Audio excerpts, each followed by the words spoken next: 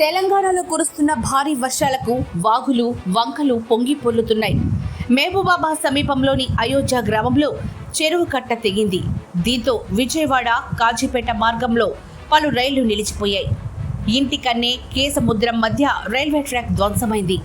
మట్టి కంకర కొట్టుకొని పోవడంతో రైల్వే ట్రాక్ ఊయల మాదిరిగా వేలాడుతోంది. అలాగే మహబూబాబాద్ శివారులో రైలు పట్టాలపై భారీగా వరద నీరు ప్రవహిస్తోంది. దీంతో మచిలీపట్నం సింహాపురి ఎక్స్ప్రెస్ రైళ్లు నిలిచిపోయాయి. మహబూబాబాద్ రైల్వే స్టేషన్లోనే వాటిని ఆపేశారు.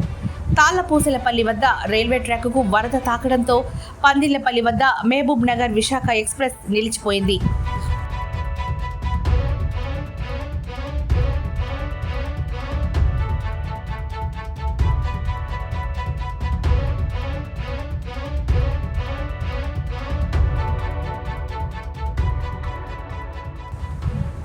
ఆంధ్రప్రదేశ్లోనూ కుండపోత వర్షాలు కురుస్తుండటంతో విజయవాడ కాజీపేట మార్గంలో నడిచే రైలు సర్వీసులను నిలిపివేశారు.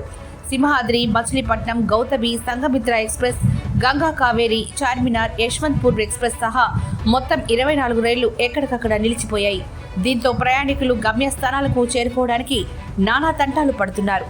ప్రయాణికుల సౌకర్యార్థం దక్షిణ మధ్య రైల్వే హెల్ప్ లైన్లు ఏర్పాటు చేసింది.